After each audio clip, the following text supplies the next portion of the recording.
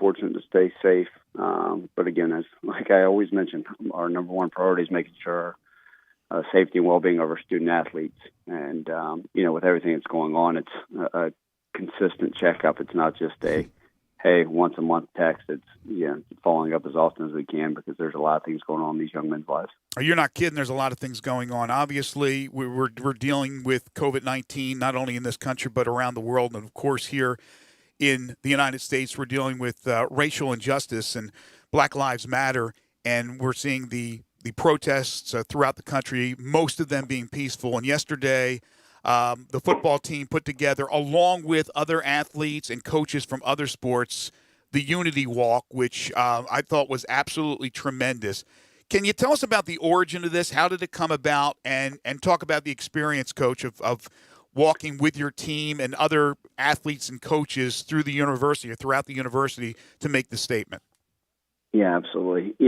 Obviously social injustice has gone on way too long in our country and throughout the world. And as more things have been brought to light, I've been finding myself understanding that I need to listen more. And a few weeks ago, some of our student athletes spoke with me about wanting to do some type of walk march together. And I thought, what a unique idea. Obviously, there's some hoops to jump through and all this stuff, so we weren't able to get it done until yesterday. But it was perfect timing. Give full credit to the players and the leadership for wanting to do something like this. So, what we decided was let's walk, leave the football complex with other student athletes, with other administrators, and walk to campus to the Memphis State 8 landmark, and then have a guest speaker there. We're so fortunate we had one of the members of the Memphis State 8 speak to us, and what a wonderful story she was able to tell and share with us and educate us all. And then from there, we were able to walk back to campus. But it was a great time for us to be together, kind of make a statement. It was not for us. It was not to be a publicity stunt. In fact, we actually did not tell any of the media.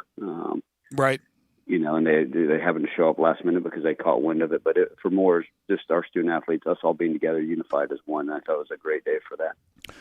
Coach, what is it? What have the conversations been like? Have there been a lot of players reaching out just kind of for your ear, maybe asking other things they can do? What are those conversations been like with your players over the last week to 2 weeks?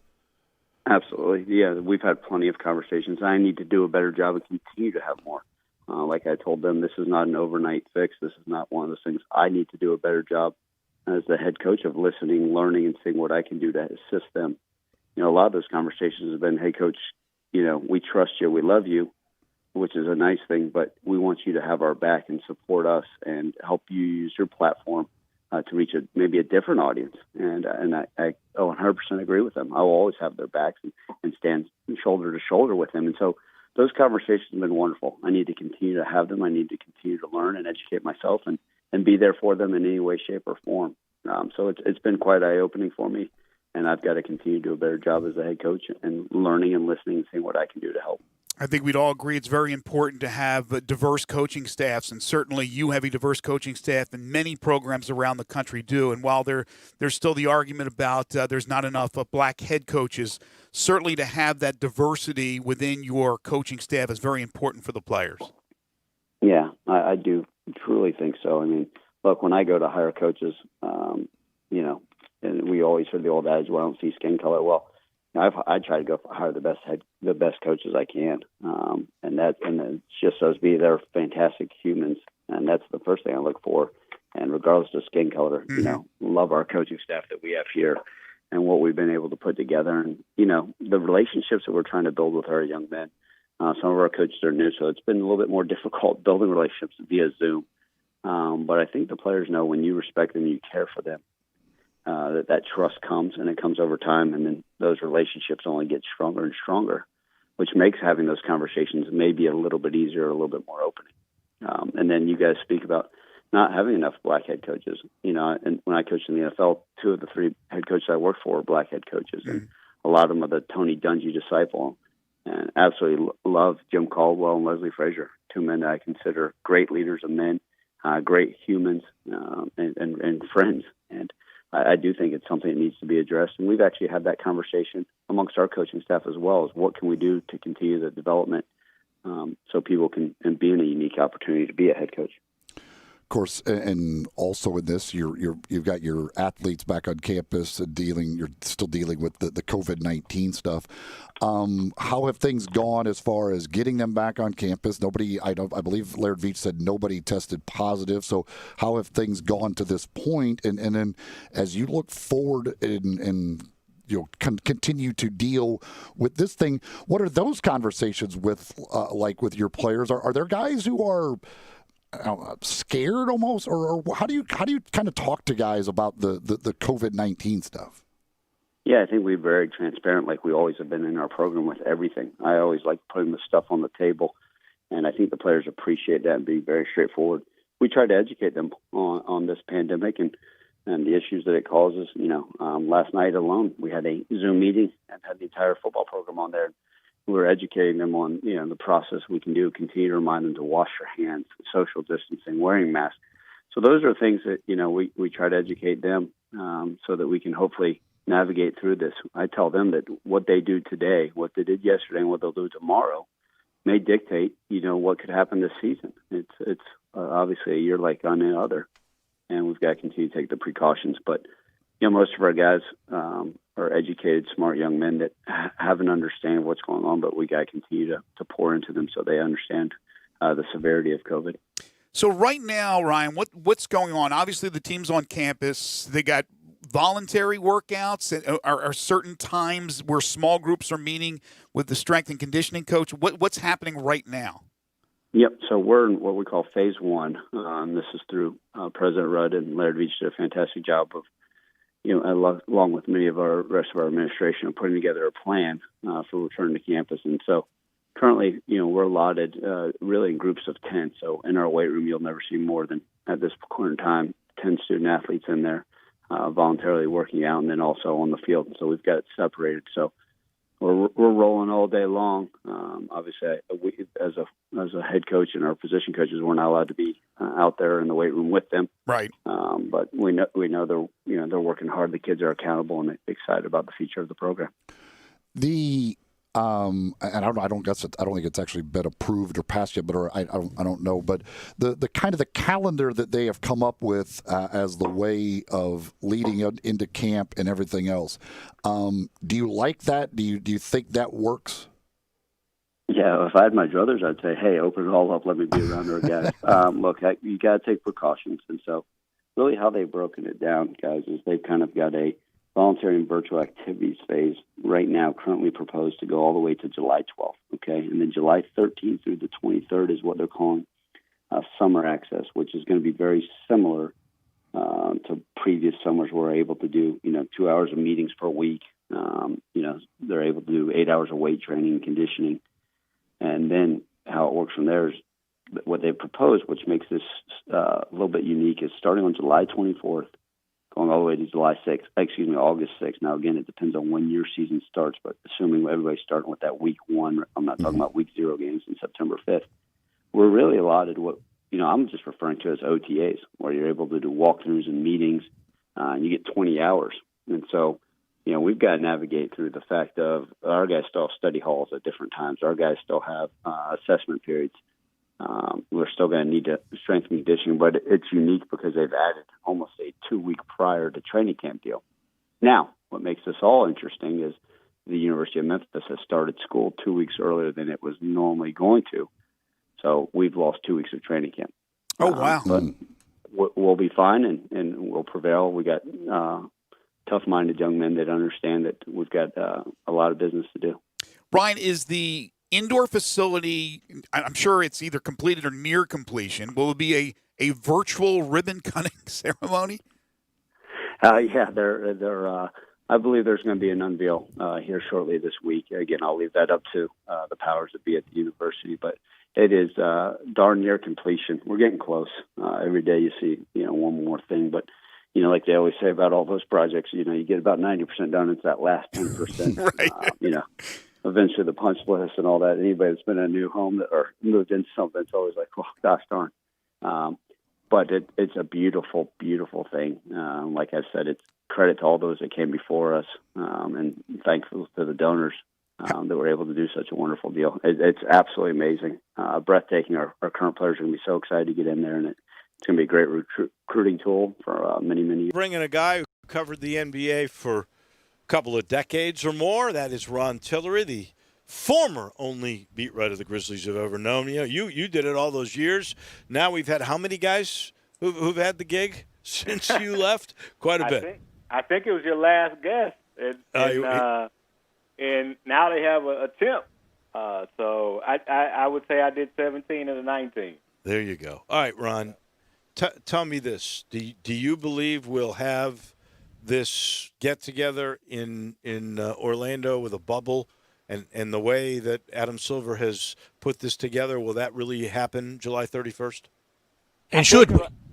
I think it'll happen, but I don't think it'll happen as presented. And I'll tell you why. And rarely am I not really pointed in my opinion, but I can see this from all different directions. And the reality is there are a lot of guys that just don't want to walk into that bubble. Right. And that's the real thing, because I know I take this coronavirus thing very seriously, and I know a lot of these other guys do, and there's just too many moving parts to this. It's so fluid in terms of, so will the maintenance people at the hotel get to come and go, or will they be quarantined? Will the maid service be quarantined, or will they get to come and go? Will the food service people be quarantined with the players for 3 or 4 months, or will they get to come and go? And so it's just not as simple. The bubble sounds good, but it just is not as simple as that. And I think part of the problem is they just rely, in terms of the players, on the executive committee. They didn't talk to the rank and file. And that's where we're at now. That's why we got Kyrie Irving talking. That's why we got Dwight Howard talking, because they got a lot of rank and file people saying, hold up, I don't understand this. The flip side of that is the NBA wants to recoup money. And that's what it's all about. But I tell you what, I understand that. But if I personally have a nice little bank account, I'm not going. You're not going because you're fearful? Is that why? Or yeah. That's not the only reason. I have heard, and I believe these guys to be sincere, that they don't want to distract away from Black Lives Matter's movement, that they think this is a threshold moment, and it truly probably is, to a certain extent, where they want all their efforts to be pointed in the protests and to keep the attention on that, where this would distract away from that. Personally, and you might have better insight on this than I do, but I view this as an opportunity where you could use that bubble, use those players who are amassing some wealth, maybe even get the NBA to pledge some funds, and to use this to basically broaden the platform, put more of a spotlight on it, and it would not be a distraction in my mind. I think it could elevate the movement if you used it as such. Well, I believe two things about that. It's one thing to distract from the pandemic, when we were quarantined for 3 months and we had The Last Dance, and then you had the ESPN production of the horse games with the players. That was a nice distraction from the quarantine. But this is not anything, when you talk about Black Lives Matter, to be distracted from. That's one. So I can understand the players who feel like that they don't need to be front and center when the streets are talking. That's why I agree with Dave Chappelle. I don't know if you guys saw Dave Chappelle's special recently, but there was a lot of media talking about how celebrities should speak out, and his main point was, why should I come out and distract from the fact that the streets are talking? That's what the protests are about. Number two, platform. Everybody talks about the NBA being such a big platform. You know what? And you're the perfect person to talk to this about, Dave, because you're in TV. How many people watch an NBA game? Probably 15 to 20 million people on any given night. I don't know the number, but that sounds kind of high, actually.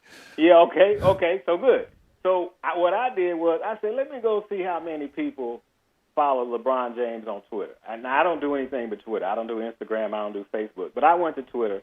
LeBron James has in excess of 46 million people following him. He's got a platform. These young guys are on the street protesting with the common people. And anytime somebody sticks a camera in their face, they got a platform. There's nothing for them to get on Zoom or whatever video conference thing with any cable TV station, because they've been doing it. I've seen Charles Barkley and all kind of people for weeks get on that. That's a platform. They don't need the NBA to have a platform for this cause. They can do it on their own. It's not like the 50s and the 60s. And I want people to understand me when I say this, because I'm not trying to compare. I'm just saying back then, Muhammad Ali, Bill Russell, Jim Brown, Kareem, they called press conferences and they addressed this stuff. We didn't have social media. We didn't have the ability back then to go out and just speak on it. So in essence, if guys don't want to play additionally outside of the pandemic and because of Black Lives Matter, then they're essentially doing what Muhammad Ali did, and he was willing to sacrifice money and his status in his sport to not go to the war. So, the difference was the individual sport versus a team sport, and how long could that team acquiesce and be patient to the street talking and them listening to it? What if it was a year, 2 years? And in this scenario, this is an extreme hypothetical, Ron, and I preface it with it being that. Let's say, and boy, wouldn't we love if this would be the case? Let's throw out no pandemic, but sadly, what happened 3 weeks ago today, on March 25th, on Memorial Day afternoon, occurred in Minneapolis. The NBA would have been at or near the conference finals times. Baseball would have been around 70 games played or so. Would the entire sports world had shut down then if that had been the case? Because I think the outrage, and it rightly so, would still have been very, very loud and very prevalent. But would we have stopped the NBA season if that had happened? Probably not. You would have just had guys. I see your point. You would have had guys just using their platform to raise awareness to it. But see, I think the NBA painted themselves in a corner from two perspectives. A, they shut down the league as soon as they had a case of coronavirus. One case. They shut it down. Now, they go into this bubble. See, I don't like this bubble thing. I never thought they should come back. But okay, so they're talking about the bubble. So now if 1 or 2 or 3 or 5 stars get the corona, they're going to treat it like an injury. They're just going to send them away. They're not going to shut it down because they painted themselves into a corner. And they've also painted themselves in a corner in the sense that you got players who have the option. They said you will not be fined, you will not be suspended, you can play or not play. Right. And so, like I said, if you're sitting on a bank account that's healthy, I'm not going. Well, and that's a big difference, since you mentioned Muhammad Ali. When Muhammad Ali took his stance, and he lost 3 years of income, and I don't think he knew at that particular time that he would end up being the biggest star in the history of sport, because at that point he was a villain. I mean, you've never seen a guy go 180 like they did with Muhammad Ali, and rightfully so. Rightfully so. But he basically was sacrificing his career. Yeah. Dwight Howard is already worth $100 million. Right. So made 238. 238. Okay. Well, he's probably got half of that at least still in the bank. Yeah. Well, I don't want to be disingenuous in my take on this, because there is a price to pay, and that's all NBA players have to put up 10% of their salaries in escrow until they reach that basketball-related income. So that's gone. That's automatically gone. That's before they even get a Go check. explain that. By rule, every NBA player takes 10% of his income, and it's in escrow, and they keep it in escrow to ensure that they reach the numbers at the end of the season. I don't know what the numbers are now. Okay. So they put 10% in an escrow account to make sure that all the money comes in exactly from the revenue streams. But right. yes, so they get that at the end of the year. At the end of the year. So now the second part of that equation is, well, first of all, that's gone. Right. Because they're not going to get that back. Right. The second part of that is the league, and I don't know the technical term, they can invoke for layman people this disaster clause. So this pandemic force majeure, falls into that, and they can rip up the CBA. Well, you rip that up, and now the financial structure or the bargaining and the leverage that either side has is different. Right. So now you're coming back to terms that are not as lucrative as what you left with. So there's a price to pay.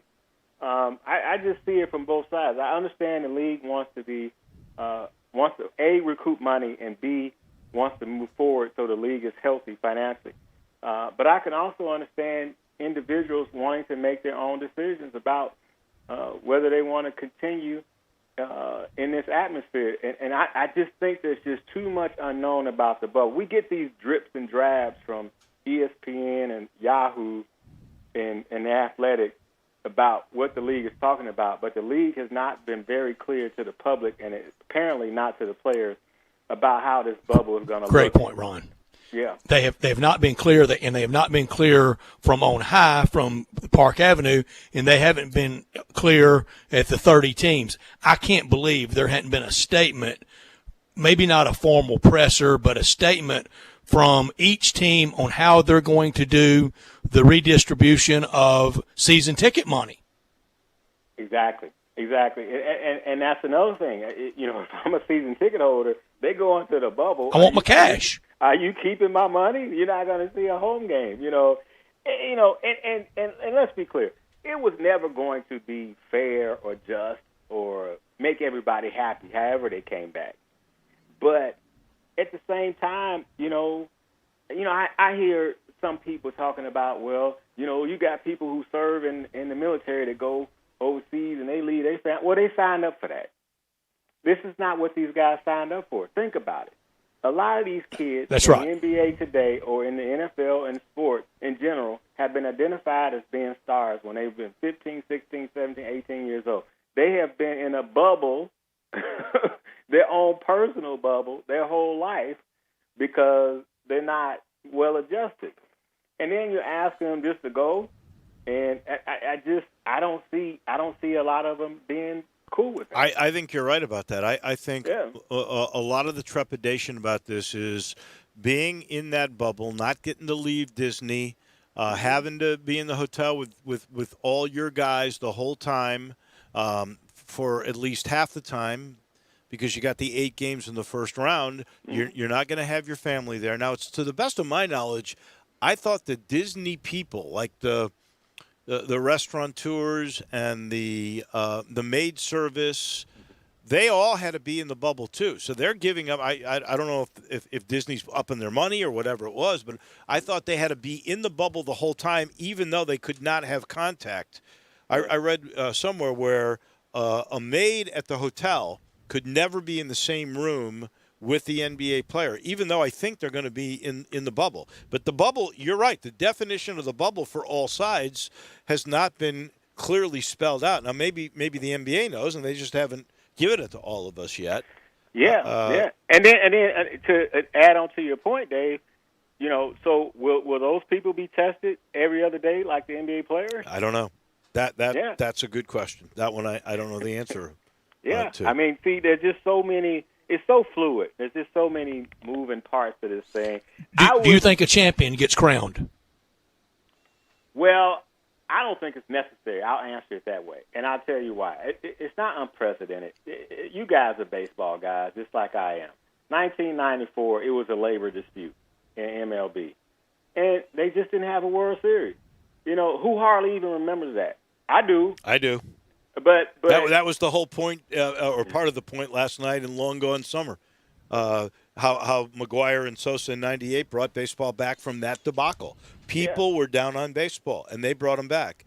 I don't think this will be the same if there is no NBA championship, and we're out of time. If there is no NBA championship, it is not going to hurt the league as a whole because it's out of their hands. I know you're out of time. Please allow me to give one quick statement.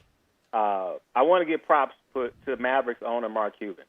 Mark Cuban went to my man Dwayne Price, who now writes for his website. Dwayne Price is the Big D, formerly of the Morning Rush.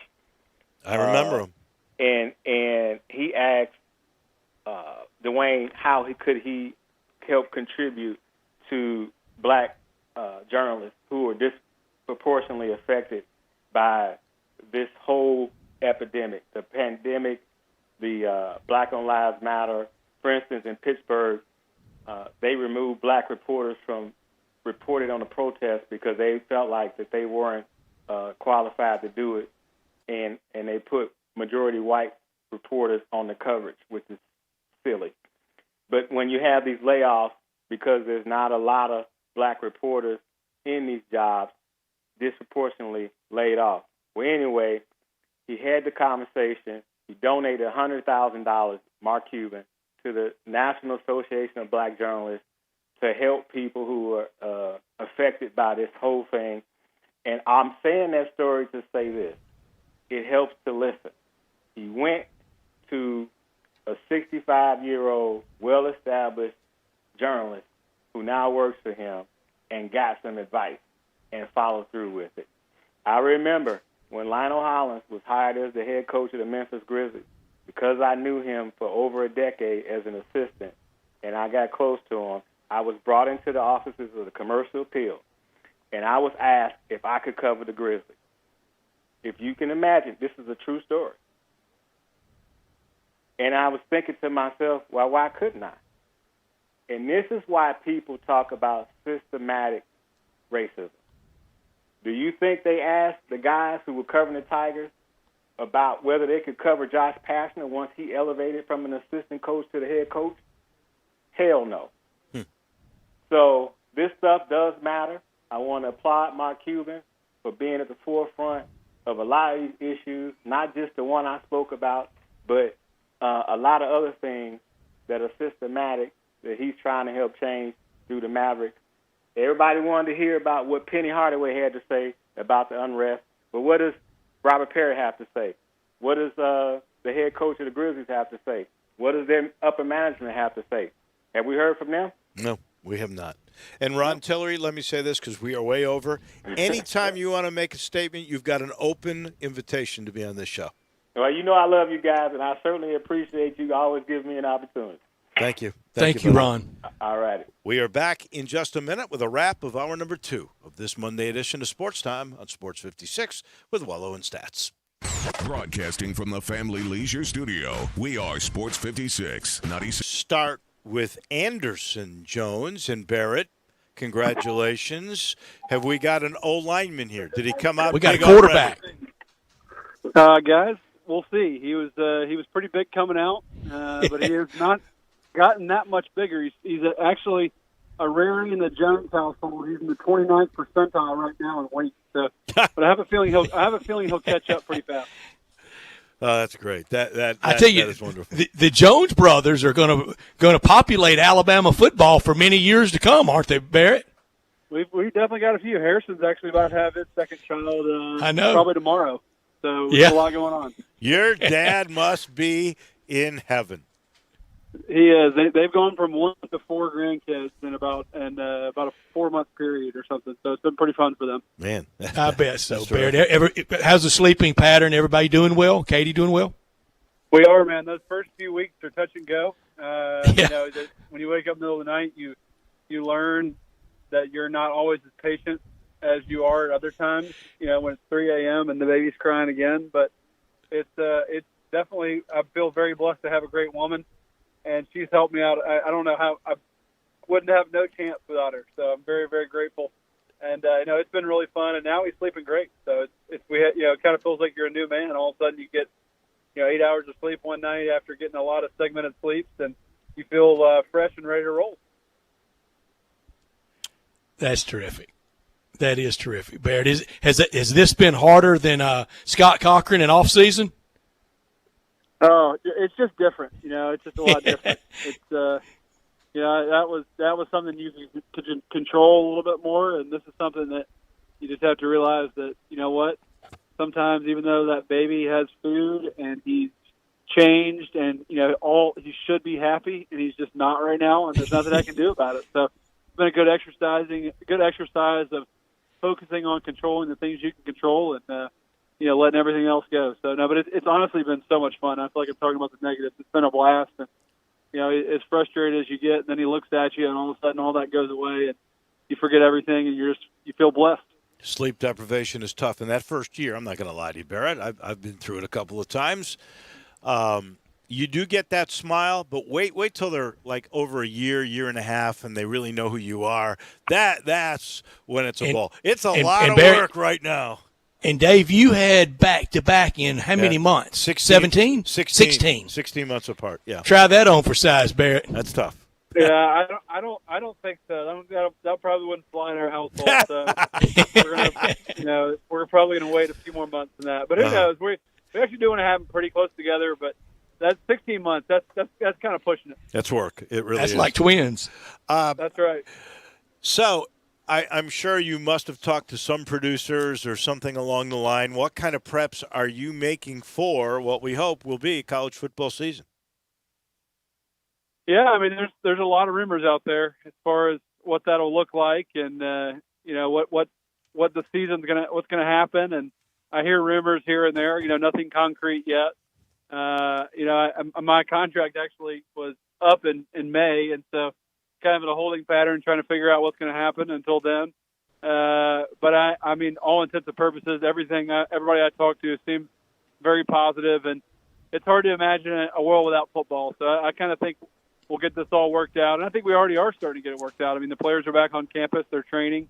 Obviously, we're starting to see some positive tests, which I'm a little bit confused why everyone's so surprised about that. I mean, we kind of knew this would happen, and guys were our environments, and now they're just in a place where they can be tested and probably treated more effectively than they could have been individually. So all in all, I think there's a lot of steps being taken in the right direction, and I think the signs right now are very positive. How would you have handled this, Barrett, in any of your years at Alabama with this much uncertainty and this kind of scrutiny around the sport and really kind of being isolated? The June atmosphere in all these college towns are not what you were used to during your years.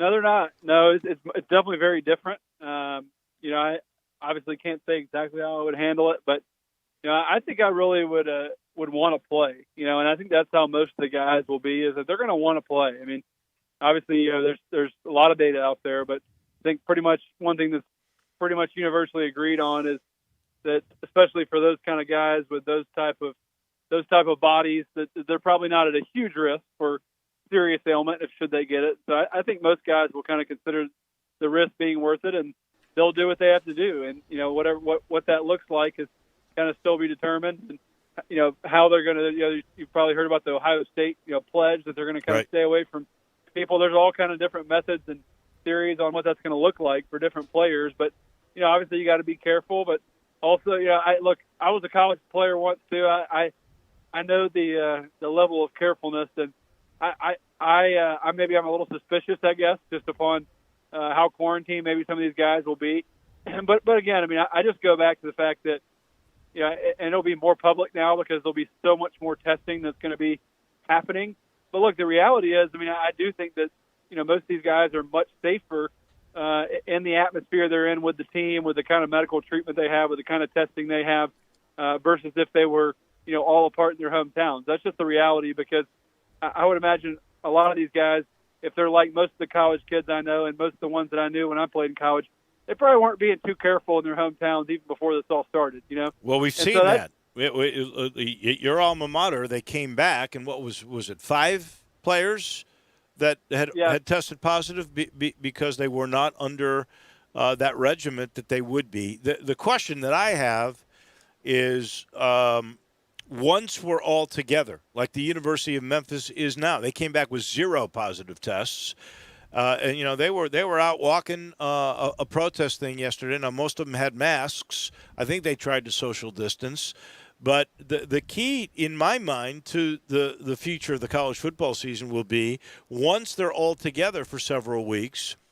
What happens if there is 7 or 8 that break out then? Then you've got a little bit of an issue. No doubt, that's definitely the key. Game. First of all, we just need to go ahead and declare right now that Memphis is, without a doubt, the COVID national champs. I mean, they are the COVID national champions that they reported with 0 cases. That's pretty impressive. Yeah. If that is true. So that's a good title right there. I would imagine that, most teams will have a few at least just because of the prevalence. And it seems like there's a lot of, that goes undetected or asymptomatic or, I don't work for the CDC. So But it seems like it's pretty common now for people to have asymptomatic, positive. So I don't think it's surprising when you're talking about 150 guys, plus staff all getting tested that you're going to have a few positives. To me, that's not really that surprising. But I think it's even more surprising maybe that Memphis had 0 tests. Now, you bring up a great point. What will happen? And could there be a point where a team will have to forfeit a game? And I say, yeah, I think I can definitely see a scenario where that happens, where you have to forfeit a game because you have just too many players that have COVID.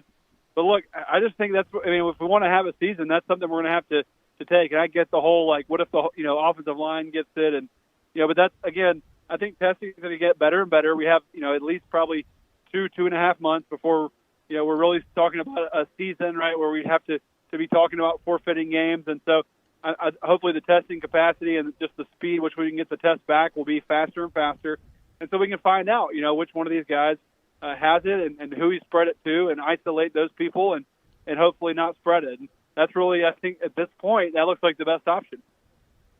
You mentioned the testing, and today Ezekiel Elliott positive for the virus, asymptomatic. His agent said that if he had not taken the test, there's no way you could have ever known. Has not had any fever, not a sniffle, not a body ache, not anything. Barrett, you played college football, you played pro football. You know the two buildings are vastly different on a non-virus year. The NFL will have a different approach than the college approach, won't it? Yeah, probably. There definitely will be more uniform policies in place, but practically, I don't know what they'll do that's that different. I think there'll be more stringent policies, and maybe there could be. I doubt there'll be, if there's a huge outbreak in the NFL, they might just stop the whole league, and they instead of just forfeiting one game. Whereas in college you could have each conference is a little more autonomous. So, it'll be interesting to see the way it shakes out. Look, I think that there's a decent chance we could have an outbreak at some point on a certain team. But I'm also optimistic. I'm still optimistic that we're going to find a way to play 12 games and get the whole season. I still think at the very least in college football we're probably going to have a conference schedule. That would, if you had to made me bet right now, just because of how regional that is, and I think if a league could all get on the same page, to me that seems more practical than. Just then getting all the leagues maybe on the exact same page with all the different, maybe political or however you want to state it, just opinions and relevant experiences based on certain coasts and how they're reacting to COVID.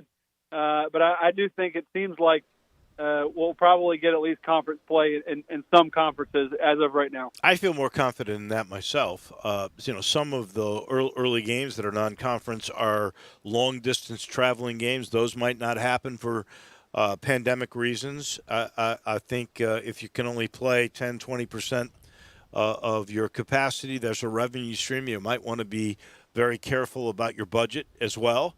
And so I could see where you play either more regional games or just conference games. Maybe in the case of the SEC, they play like the Big 12 does or the Big 10, and they go, you know what, we're going to play 9 games this year for a conference schedule.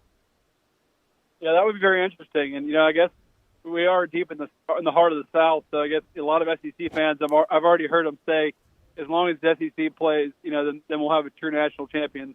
And I guess as long as SEC and Clemson, that would cover the last few decades there. So I'm kidding, but no, it will be very interesting, especially for conferences like the Pac-12 and even the Big Ten.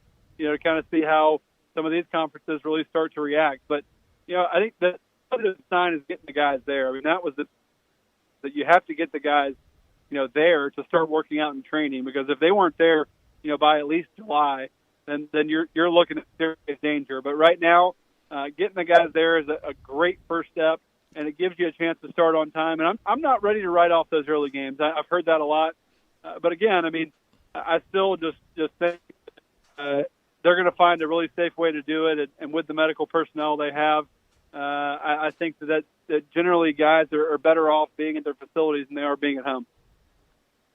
Barrett, I promise you, I would have asked you this question. Never mind the virus, and never mind the social unrest and the social cause that we have going on right now in college football, because you were there at the beginning of building this dynasty at Alabama. The dynasty they enjoy today, you were part of the fundamental cornerstone building blocks of that. We know it's not close to ending, but what do you think someday, some season, we know Coach Saban turned 69 years old this year in season, what would be one thing that if Barrett Jones saw this occurring around the Alabama program that would make you think it might be close to ending? That's a good question. I would say, look, Coach Saban it's so hard to count him out ever. I mean, I guess if I saw a consistent slippage in recruiting, and I know that Alabama right now is behind the recruiting rankings based on where they usually are, but I don't really ever pay much attention to any of that stuff before the season's over. But if guys, and look, there's already for the last 5 years there's been a lot of that, recruiting against the fact that Coach Saban's getting older and he's going to leave sometime soon, yada yada. But yet it still seems to be where they have an opportunity to play for national championships almost every year. So, I would say that would be one thing. And I think if just Coach Saban, if I felt like he wouldn't enjoy it anymore, but he still seems like he's really enjoying what he's doing. He loves the grind. I've always kind of been of the opinion. I know Coach Saban loves to play golf, but I think he loves to squeeze in rounds of golf. I just don't think he really. I don't know what he'd do all the time. If he just retired and. As long as he's as mentally sharp as he is now, and really talking to him not too long ago, I think he's as sharp as he ever, has ever been, just talking to him. So if I felt like, or he felt like he was starting to slip a little bit mentally, I think maybe that he would take a step back or it would be close to an end. But I think as long as he's feeling good and is healthy and is still sharp and still recruiting well, then I don't see any signs of it happening anytime soon. We're talking with Barrett Jones, former Alabama great and All-American, and of course now an ESPN and SEC network announcer. And Barrett, we are seeing this as odd a time as I've ever lived through. We have the pandemic going now. We have the protests over what happened in Minneapolis and in other places, believe it or not, the last couple of days, which makes you scratch your head. With what occurred at the Wendy's in Atlanta. But today Mike Gundy called out for wearing a network T-shirt of ultra-right conservative television network. We saw Chris Doyle get fired because of what are alleged racist tendencies in Iowa. As you've gone through as a broadcaster and seen all of these different teams, did you ever get the sense that there were different sets of rules or values or anything of that nature? Oh, that's a loaded question right there. I mean, I think obviously that's you don't have to be specific. It's hard for me to say, every program and just having limited exposure, and I think generally in college football, most of the coaches I've been around have done a great job, with making guys feel included and welcomed. And I think that the overwhelming experience of college football players, at least the ones that I know, would say it changed them for the better, and it made them more responsible as men and more to feel respected and dignified. So obviously, if there's anything going on where a certain group of people is not being respected and treated well, that's something that we want to address. How do we find a middle ground in that? That's a question I think we're all wrestling with right now. Where who do we run off, and what kind of offenses are worth firing someone over, or how do we react to these kind of things? These are tough questions that I think a lot of people are struggling with, and I can just tell you as a broadcaster, I mean, it's a sensitive time, and like it or not, you have to be very aware of what's going on out there, and like there are some comments that have been made over the past few weeks that maybe just taken on face value, that they're not necessarily bad comments. They might just be kind of comments with poor timing, I guess you could say. And so I think you got to be aware of that. And I think every coaching staff is going to be much more aware of that going forward, and the way they treat people. And I think some of that will be a real positive thing. So, I think that every American right now probably should be just analyzing their own heart and kind of thinking, where are some areas of my life that I can see things that I need to improve on. It's been a very divisive time in a lot of ways, and I think that's one thing I love about football and about sports is that there's people that come together from all different socioeconomic backgrounds and colors and ethnicities and religions and all kind of things, and you all try to achieve one great thing and one thing and win a championship, and that's part of what makes it so fun, honestly, is doing with people who probably you maybe never would have otherwise crossed paths with. And so I think that makes you a better person just inherently when you have that kind of exposure, and it's part of what makes our game so fun and great. Barrett, you make a good point. At some point in that locker room, whether it's leadership council, captains, or just big prominent voices in that locker room that are not coaches, the sermonette, the speech will be given. Guys, it's time to be concerned about football and going forward. How critical will it be for leadership council and captains going forward? Never easy job, but now made harder. Yeah, leadership's absolutely important, and just from my experience, I've heard of several coaches enacting some kind of leadership council now to get more of an opinion of the players. And I was very fortunate that I played in a culture and a team that was in some ways ahead of its time. And Coach Saban's had a leadership council as long as I can remember, ever since he got to Alabama at least. I think he might have even had one at LSU of guys, for this exact kind of things, that the players could voice their opinion when they felt like a certain thing was out of whack. And I think that's really important, to hear the voice of the players. Obviously, there's a chain of command, and that's part of just playing football or any sport really. But for those players to have a voice and to be able to say that when they're feeling like something is not right, I think is a great positive first step, and probably a step that could be emulated in a lot of areas of life. He is Barrett Jones. We talk college football with him a whole bunch, and now we can add to that title, Proud Papa. That's some right. Sleep. Maybe my proudest title. So it's a good one. That is a good one. That is the best one. Thank you, Barrett. We sleep when he sleeps, Barrett. Thank you. All right, guys. Thanks a lot. Thank you very much. We appreciate it. This portion of the show brought to you by the Spirit Shop. Okay, weekend's over. I'm sure you had a good time. Get a step ahead. Head on over, see Eddie Connor, my good friend, right now, and stock up. Get back up to where you were. That's simple. Weather's just been so good. Nice white wine might be perfect. You want it buttery? You want it more fruity? Ask Eddie Connor or his daughters. They'll tell you exactly which route to take. They've been doing this for a long time. They've been serving Memphis at the Spirit Shop, Poplar and St. Nick, 4848 Poplar, right down from Clark Tower, that little log cabin. They've been doing it since 1969. They know the premium products. They know the middle ground products. They know the bargain ones that are still really, really, really good. And they got all the accessories. They have beer. Anything you need for your party, anything that has spirits in it, they're on top of it. I promise. The Spirit Shop. Go stock back up from this past weekend. Do it early. Go see my friends at the Spirit Shop. Big stories today include Major League Baseball and this lack of leadership, I hate to say. And there's a chance they could really do some permanent damage, because we're talking about missing the whole season when there's clear. Have me on. Oh, thanks for joining us. Really appreciate it. First of all, how are you? How's the wife? How's the family? Everybody doing okay? Everybody's doing well. Appreciate you guys asking.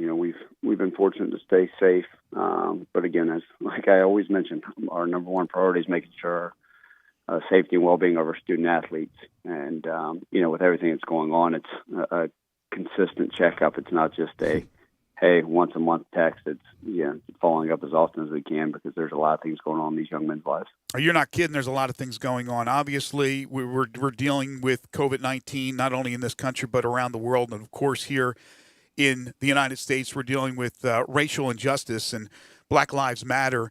And we're seeing the protests throughout the country, most of them being peaceful. And yesterday, the football team put together, along with other athletes and coaches from other sports, the Unity Walk, which I thought was absolutely tremendous. Can you tell us about the origin of this? How did it come about? And talk about the experience, Coach, of walking with your team and other athletes and coaches through the university or throughout the university to make the statement. Yeah, absolutely. Obviously social injustice has gone on way too long in our country and throughout the world. And as more things have been brought to light, I've been finding myself understanding that I need to listen more. And a few weeks ago, some of our student athletes spoke with me about wanting to do some type of walk march together. And I thought, what a unique idea. Obviously, there's some hoops to jump through and all this stuff, so we weren't able to get it done until yesterday. But it was perfect timing.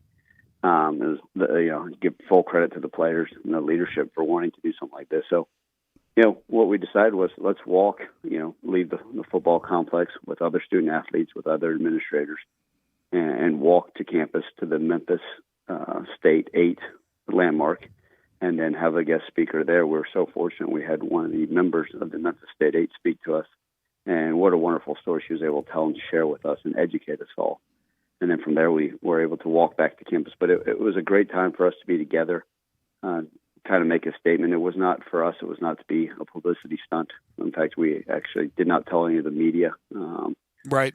And they happened to show up last minute because they caught wind of it. But for more, just our student athletes, us all being together, unified as one. I thought it was a great day for that.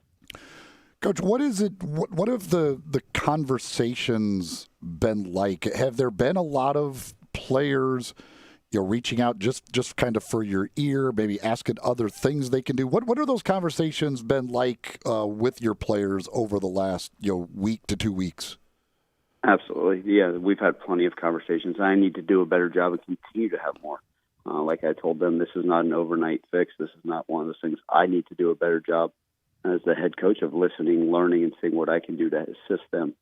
A lot of those conversations have been, hey, Coach, we trust you, we love you, which is a nice thing, but we want you to have our back and support us and help you use your platform to reach maybe a different audience. And I 100% agree with them. I will always have their backs and stand shoulder to shoulder with them. And so those conversations have been wonderful. I need to continue to have them. I need to continue to learn and educate myself and be there for them in any way, shape, or form. So it's been quite eye-opening for me, and I've got to continue to do a better job as a head coach and learning and listening and seeing what I can do to help.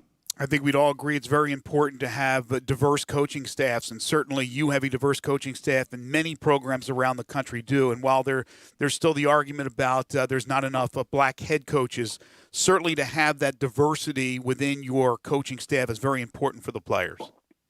Yeah, I do truly think so. I mean, look, when I go to hire coaches, and we always hear the old adage, well, I don't see skin color. Well, I try to go hire the best coaches I can, and it's just those they're fantastic humans, and that's the first thing I look for.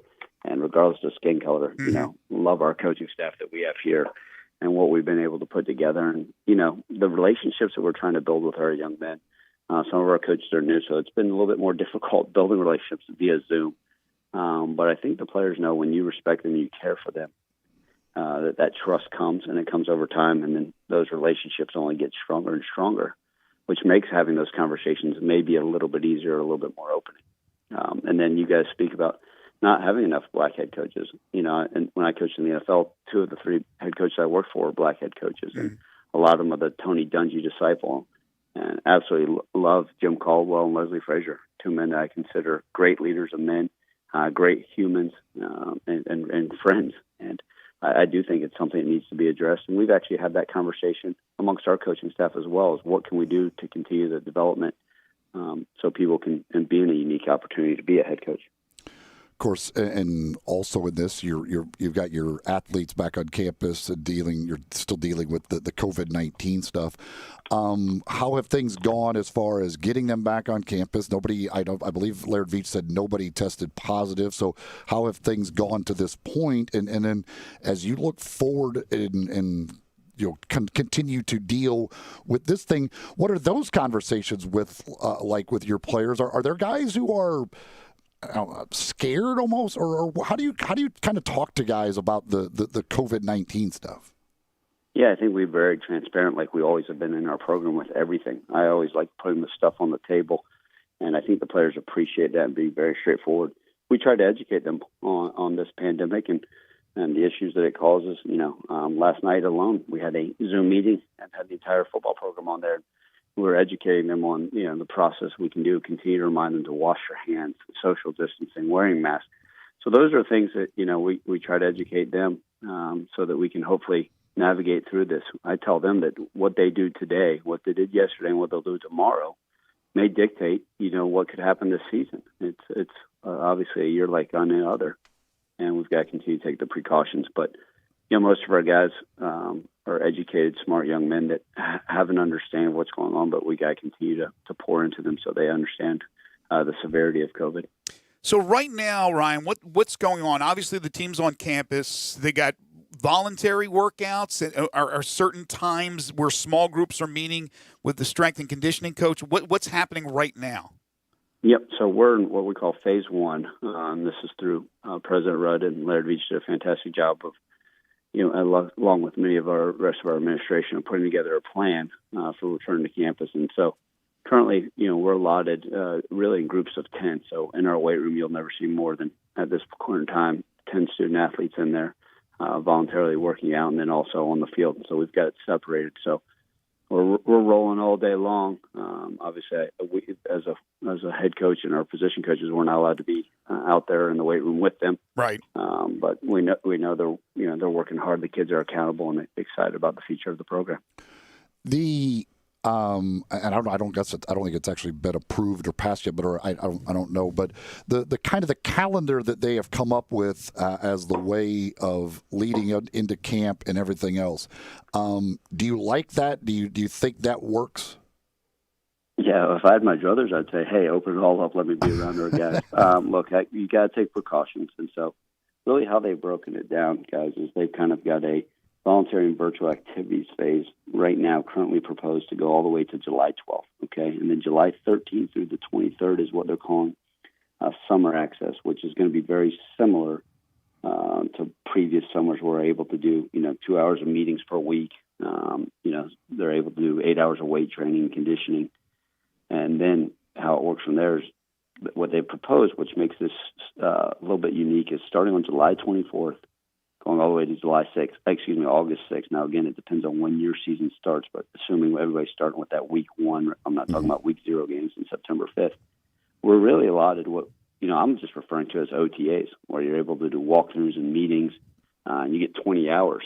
And so, we've got to navigate through the fact of our guys still have study halls at different times. Our guys still have assessment periods. We're still going to need to strength and conditioning, but it's unique because they've added almost a 2-week prior to training camp deal. Now,